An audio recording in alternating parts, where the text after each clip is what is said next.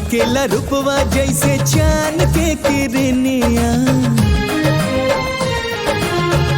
देखे में लागेलू तू हमारी सजनिया।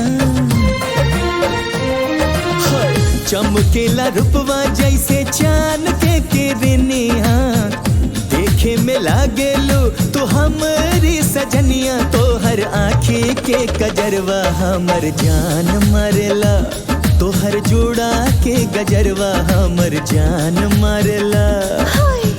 मारेला जान तो हर मीठी मीठी बतिया, सोची सोच के हमर धड़केला छतिया। हो राजा हमर जिया बेईमान करेला, एकर जा तो हर नैया हमर जान मारेला।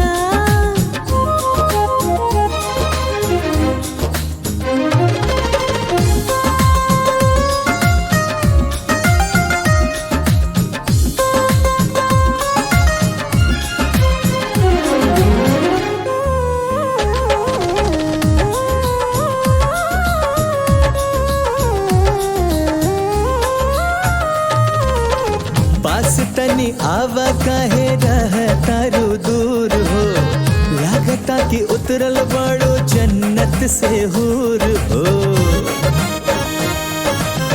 हाँ, पास तनी आवा काहे रहतारू दूर हो, लागता कि उतरल बड़ो जन्नत से हूर हो। ऐसे न छेड़ा राजा मन तनी बतिया, छुअला से देहिया में लगी जला गया। चमके बिंदिया लीलार हो कमाल करेला, एकर जा तो हर नैया हमर जान मारेला।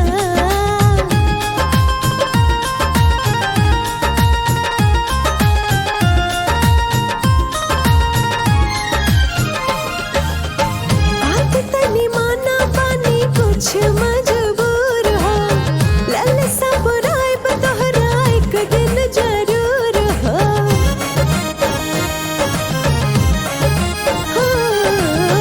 बात तनी माना पानी कुछ मजबूर हो, ललसा बुराइब तोहरा एक दिन जरूर हो।